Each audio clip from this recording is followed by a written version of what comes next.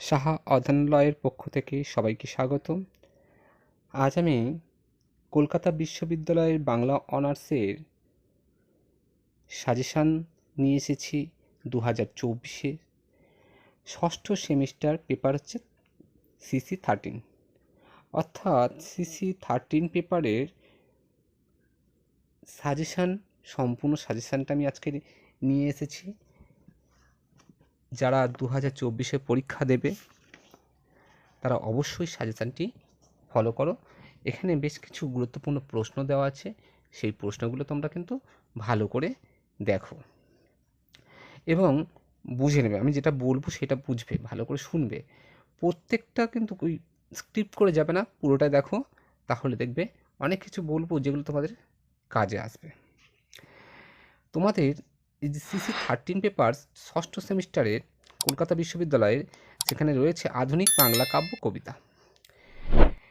এখানে আগে আমি একটু বলে দিই, মডিউল 1 যেটা রয়েছে সেখানে কি রয়েছে, মেঘনাদবধ কাব্য, মধুসূদন দত্তের মেঘনাদবধ কাব্য। তার মধ্যে 6টা পত্র রয়েছে। তোমরা ভালো করে তোমাদের সিলেবাসটা জানো, 6টা পত্র রয়েছে। সেই 6টা পত্রের মধ্যে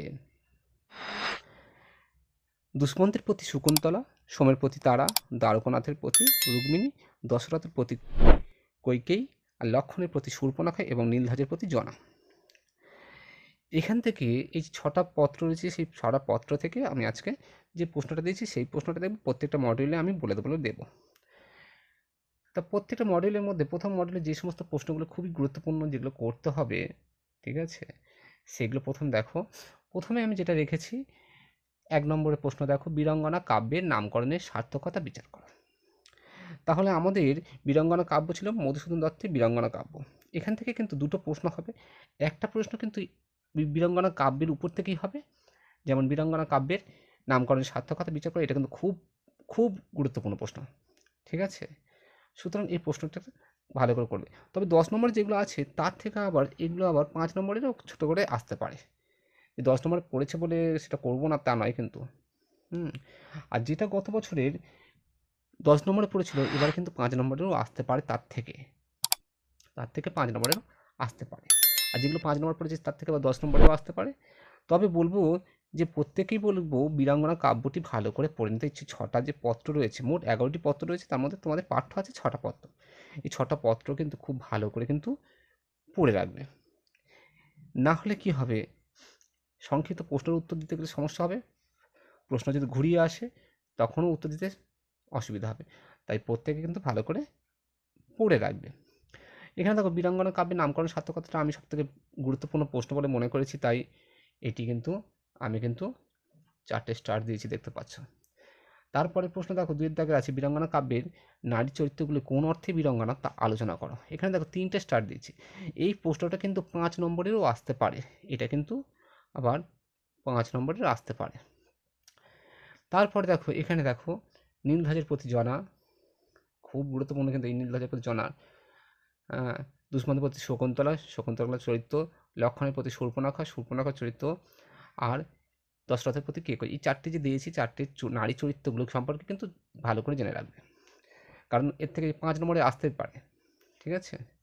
আবার বড় প্রশ্নও আসতে পারে, বলতে পারে যে বীরাঙ্গনা কাব্যের নারী চরিত্রগুলি কোন অর্থে বীরাঙ্গনা আলোচনা করো তোমাদের পাঠ্য পদগুলি অবলম্বনে, পত্রগুলি অবলম্বনে।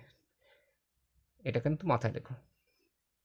এরপরে যেটা আছে, এটাও খুব গুরুত্বপূর্ণ প্রশ্ন আমার বলে মনে হয়েছে, সেটা হচ্ছে দেখো, পত্রকাব্য কাকে বলে, এর বৈশিষ্ট্য আলোচনা করে বিচার করো বীরাঙ্গনা কাব্যকে শ্রেষ্ঠ পত্রকাব্য বলা যায় কিনা। বা অথবা দিয়ে আরেকটা প্রশ্ন আছে, বীরাঙ্গনা কাব্যের গঠনটিতে আলোচনা করো। এটা এই ধরনের প্রশ্ন তো একটা থাকছে, আর একটা কিন্তু থাকবে কিন্তু এই পত্রগুলোর উপর ভিত্তি করে যে কোনো একটা থাকবে। যে দুটো পত্র থেকে পরীক্ষা পড়ে গেছে সেটা বাদ দিয়ে করতে পারো।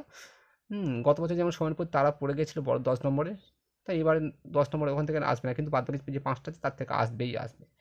তবে এবার যে কিন্তু সবথেকে ইম্পর্টেন্ট যেটা আছে সেটা দেখো, নীলধ্বজের প্রতি জনাপত্র অবলম্বনে জনার মাতৃত্বের পরিচয় দাও।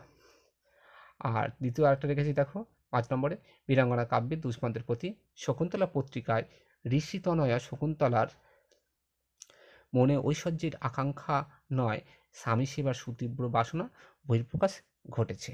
পত্রটি অবলম্বনে আলোচনা করো। এই যে শকুন্তলা থেকে কিন্তু একটা কিন্তু প্রশ্ন কিন্তু বড় প্রশ্ন থাকবে, এটা যেন মাথায় থাকে, না হলে জনা থেকে থাকবে। এবার দেখো এখান থেকে কিছু কিছু 5 নম্বর প্রশ্ন আমি আলাদা করে দিয়েছি।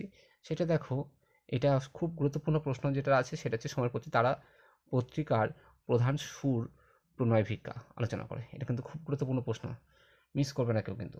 তারপরে দেখো যেটা আছে, তোমার বিচারে বীরাঙ্গনা কাব্যের শ্রেষ্ঠ পত্রিকা কোনটি, যুক্তিসহ আলোচনা করো। এই যে 6টা পত্র আছে সেই 6টা পত্রের উপর কিন্তু করতে হবে, ঠিক আছে? 6টা পত্রের মধ্যে যেটা মনে হবে তোমার শ্রেষ্ঠ মনে হয়েছে সেটা সম্পর্কে আলোচনা করতে হবে। এবার দেখো তারপর 3 নম্বর যেটা রেখেছি সেটা দেখো, তারা যে অর্থে বীরাঙ্গনা আবার সেই অর্থেই তার মধ্যে স্বেচ্ছাচারিতা লক্ষ্য করা যায়। সময়ের প্রতি তারা পত্রিকা অবলম্বনে আলোচনা করো। এরপরে দেখো, দুষ্মন্তের প্রতি শকুন্তলা কবিতায় শকুন্তলা চরিত্রটি কীভাবে বীরাঙ্গনা হয়েছে আলোচনা করো। এটি সংক্ষিপ্ত প্রশ্ন আসতে পারে বা বড় প্রশ্ন হয়ে আসতে পারে।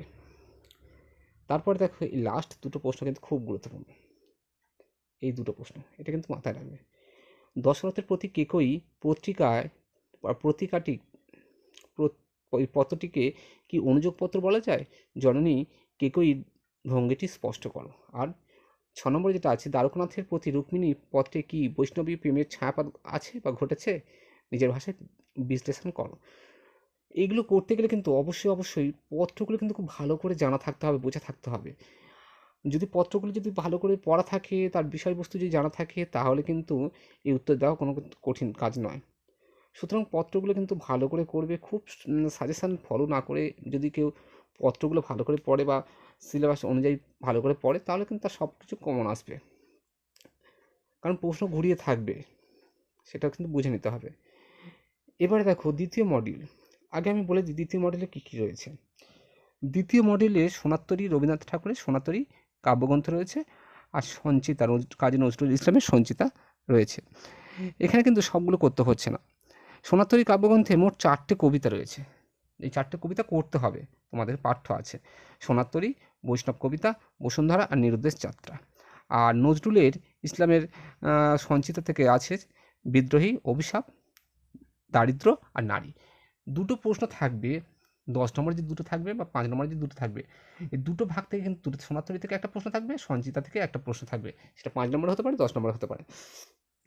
চলো এখান থেকে আমি যে প্রশ্নগুলো গুরুত্বপূর্ণ মনে করেছি সেগুলো দিয়েছি। দেখো এখানে প্রথম যে প্রশ্নটা রয়েছে, রবীন্দ্রনাথের সোনারতরী কাব্যগ্রন্থের মত, মমতা ও মানবপ্রীতির পরিচয় দাও। খুব গুরুত্বপূর্ণ প্রশ্ন, এটা কিন্তু খুব ভালো করে করবে। অথবা দিয়ে আমি অনেকগুলো প্রশ্ন রেখেছি। সোনারতরী কাব্যগ্রন্থের বৈষ্ণব কবিতা অবলম্বনে রবীন্দ্রনাথের মতপ্রীতি বা মানবপ্রীতির পরিচয় দাও। আর একটা আছে, বসুন্ধরা কবিতায় রবীন্দ্রনাথের যে মতপ্রীতির চিত্র ফুটে উঠেছে তা কবিতাটি বিশ্লেষণ দ্বারা বুঝিয়ে দাও।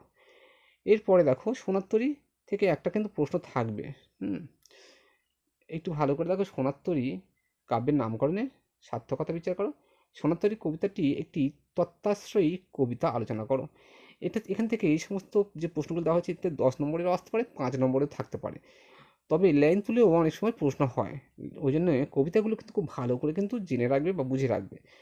কারণ প্রত্যেকটা কবিতার বা কাব্যগ্রন্থের নামকরণের সার্থকতাটা পড়ে রাখবে, বিষয়বস্তুগুলো ভালো করে জেনে রাখবে, তাহলে যে কোনো লাইন তুলে প্রশ্ন হলেও উত্তর দিতে পারবে। ছেড়ে আসলে শূন্য পাবে, লিখে এলে কিন্তু নম্বর পাবে। এটা যেন মাথায় থাকে না, লিখে আসতে হবে। তার জন্য বিষয়বস্তুটা ভালো করে জেনে রাখবে। প্রত্যেকটা কবিতা বা কাব্যগ্রন্থের যে সমস্ত কবিতাগুলো পাঠ্য আছে সেগুলো কিন্তু ভালো করে পড়ে রাখবে।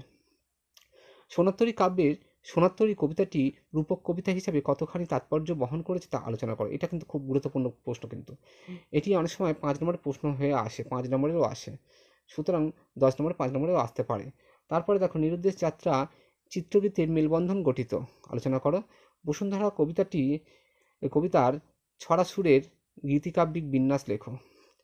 আর লাস্টটা আছে, নিরুদ্দেশ যাত্রায় সুন্দরীকে তার প্রতি কবির মনোভাব প্রকাশ পেয়েছে তা বুঝিয়ে দাও। এটা কিন্তু খুব গুরুত্বপূর্ণ প্রশ্ন। এই যে প্রশ্নগুলো আছে এর থেকে 5 নম্বরেও থাকতে পারে, তবে আবার বলতে পারি যে লাইন তুলেও প্রশ্ন হতে পারে, যে কোনো লাইন তুলে তাৎপর্য বিশ্লেষণ করতে দিতে পারে। এখানে দেখো সঞ্চিতা থেকে আমি যে 4টে প্রশ্ন রেখেছি, সেই 4টে প্রশ্নের মধ্যে দেখো এটা দেখো, নজরুলের বিদ্রোহী কবিতাটিতে বাধা বন্ধহীন যৌবনের যে উল্লাস ও প্রাণাবেগ, এখানে গ হবে, প্রাণাবেগ ধরা পড়েছে কবিতার কয়েকটি বিশিষ্ট চরণ উদ্ধৃত করে তার পরিচয় দাও। 2 নম্বরে যে প্রশ্ন আছে, অভিশাপ কবিতার নামকরণের সার্থকতা। তারপর আছে অভিশাপ একটি সার্থক প্রেমের কবিতা। আর এই দারিদ্র কবিতা থেকে একটা প্রশ্ন আছে। দেখো, নজরুল ইসলামের দারিদ্র কবিতা অবলম্বনে কবির যন্ত্রণা দগ্ধ হৃদয়ের স্বরূপ উদ্ঘাটন করো। তবে এখান থেকে কিন্তু অনেকই প্রশ্ন আছে, ভালো ভালো প্রশ্ন আছে, যেটা লাইন তুলে প্রশ্ন হতে পারে। আমি লাস্ট মিনিট সাজেশন যখন দেবো তখন কিন্তু দেওয়ার চেষ্টা করব যে গুরুত্বপূর্ণ সিম্পল যে প্রশ্নগুলো হয় সেই প্রশ্নগুলো, লাইন তুলে প্রশ্নগুলো দেওয়ার চেষ্টা করব। তবে এই প্রশ্নগুলো কিন্তু খুব ভালো করে রাখো। আর বারবার করে বলছি যে কবিতাগুলো দেওয়া আছে, কবিতাগুলো একবার পড়ে রাখো। যদি ভালো নম্বর পেতে হয় কিন্তু অবশ্যই কবিতাগুলো পড়তে হবে। তাতে কি শর্ট প্রশ্নগুলো যেমন তোমার জানা পড়বে, তেমনই বড় প্রশ্ন লিখতেও অসুবিধা হবে না। এবার তৃতীয় মডেলেও 10 নম্বর 5 নম্বর একসঙ্গে দিয়েছি। এখানে যেটা থাকছে সেটা হচ্ছে একালে কবিতা সঞ্চয়ন। একালে কবিতা সঞ্চয়ন কলকাতা বিশ্ববিদ্যালয়ের যে সংস্করণ আছে সেখান থেকেই দুটো ভাগ আছে, একটা ক আর খ। প্রথম যে বিভাগ আছে সেখানে তোমরা যে কোনো একটা ভাগ থেকে ভালো করে করতে পারো। যদি তোমরা এই ক বিভাগে যে প্রশ্নগুলো আছে, রাত্রি আছে জীবনানন্দ দাশের, রাত্রি আছে, সংবাদ আছে সুধীন্দ্রনাথ দত্তের, সঙ্গতি আছে অমিয় চক্রবর্তী, রবীন্দ্রনাথের প্রতি আছে বুদ্ধদেব বসুর, আর প্রচ্ছদ স্বদেশ আছে বিষ্ণুদে। এই কটা ভালো করে করতে পারো। কিংবা আরেকটা ভাগ আছে, এই কটা থেকে একটা প্রশ্ন থাকবে। আর একটা হচ্ছে বধূ আছে সুভাষ মুখোপাধ্যায়ের, বোধন আছে সুকান্ত ভট্টাচার্যের, বৃক্ষ আছে কবিতা সিংহ, আর স্মৃতির শহরে আছে সুনীল গঙ্গোপাধ্যায়, আর আমার ভারতবর্ষ অমিতাভ দাশগুপ্তের। এই কটা প্রশ্ন আছে। সো এই এতগুলো পাঠ্য আছে, এই দুটো থেকে কিন্তু দুটো প্রশ্ন থাকবে। তোমরা যে কোনো একটা ভাগ কিন্তু ভালো করে করবে, ঠিক আছে? ভালো করে করলে সেখান থেকে কিন্তু একটা কমন পেয়ে যাবে। প্রথম আমি যেটা রেখেছি দেখুন, অমিয় চক্রবর্তী রচিত সঙ্গতি কবিতায় কবি কী অসঙ্গতি দেখেছেন এবং কবিতাটি থেকে কবির কোন মনোভাবের প্রতিফলন ঘটেছে। খুব গুরুত্বপূর্ণ প্রশ্ন এটা, কিন্তু খুব ভালো করে করবে, ঠিক আছে? এই প্রশ্নটা কিন্তু খুব ভালো করে করবে। আর এই প্রশ্নটা, আমার ভারতবর্ষ, আমার নাম ভারতবর্ষ, এটা আমার নাম ভারতবর্ষ, এটা অমিতাভ দাশগুপ্তের স্বদেশ চেতনার পরিচয় কীভাবে ফুটেছে তা লেখো, ঠিক আছে? এই তার পরের যে প্রশ্নটা সেটাও ইম্পর্টেন্ট, বধূ কবিতা থেকে দিয়েছি। এই বধূ কবিতা এটা 5 নম্বরের থেকে আসতে পারে। বধূ কবিতায় একটি রসগ্রাহী মূল্যায়ন করো। তারপরে রাত্রি, এটা হচ্ছে এখান থেকে রাত্রি থেকে দেওয়া আছে। দেখো, আমি এটা তোমরা যেটা বললাম সেটা ভাগ করে করবে। এটা প্রথম ভাগে আছে, রাত্রি কবিতার মাধ্যমে কবি জীবনানন্দ দাশ সমাজ জীবনের অন্ধকার আচ্ছন্ন দিকটাকে কীভাবে তুলে ধরেছেন সেটা আলোচনা করো। প্রচ্ছদ স্বদেশ কবিতায় কবি কল্পিত যে রূপ প্রতিমার চিত্র পরিস্ফুট হয় উদাহরণসহ আলোচনা করব। সুনীল গঙ্গোপাধ্যায়ের স্মৃতির শহর কবিতাটিতে তথাকথিত নাগরিক সমাজের মুখে এক থাপ্পড় আলোচনা করো। এছাড়াও একটা জিনিস মনে রাখবে, প্রতিটা যে কবিতা আছে কবিতাগুলো কিন্তু অবশ্যই নামকরণের সার্থকতাগুলো করবে, আর বিষয়বস্তুটা কিন্তু জলের মতো মুখস্থ রাখবে, মনে রাখবে। ভালো করে যদি 2 বার 3 বার করে পড়ো কবিতাগুলো, তাহলে কিন্তু সব কিন্তু জানা থাকবে। যে কোনো প্রশ্ন ঘুরিয়ে আসুক না কেন তার উত্তর তোমরা দিতে পারবে। আশা করি প্রশ্নগুলো তোমরা বুঝবে এবং সেইভাবে তোমরা পড়াশোনা শুরু করে দাও। এই গুরুত্বপূর্ণ প্রশ্নগুলো অনেকেই চাইছিল সাজেশান 6 সেমিস্টার আমি দেবো, এক করে দেবো, সমস্ত দেবো। সঙ্গে থাকো, ভালো থাকো, এবং অবশ্যই প্রশ্নগুলো খাতায় লিখে নাও। আর যদি চ্যানেল নতুন হয়ে থাকো, অবশ্যই চ্যানেলটি সাবস্ক্রাইব করে পাশে থাকা বেল আইকনটি প্রেস করো, অল বাটনটি অন করো এবং প্রত্যেক বন্ধুকে শেয়ার করে দাও। আর লাইক অবশ্যই দিও। প্রশ্নগুলো করতে অনেক সময় লাগে, অনেক কষ্ট হয়, অনেক সাজেশান ঘাঁটতে হয়, সুতরাং অনেক প্রশ্ন ঘাঁটতে হয়। অবশ্যই একটা লাইক দিয়ে দিও। ভালো থেকো সবাই।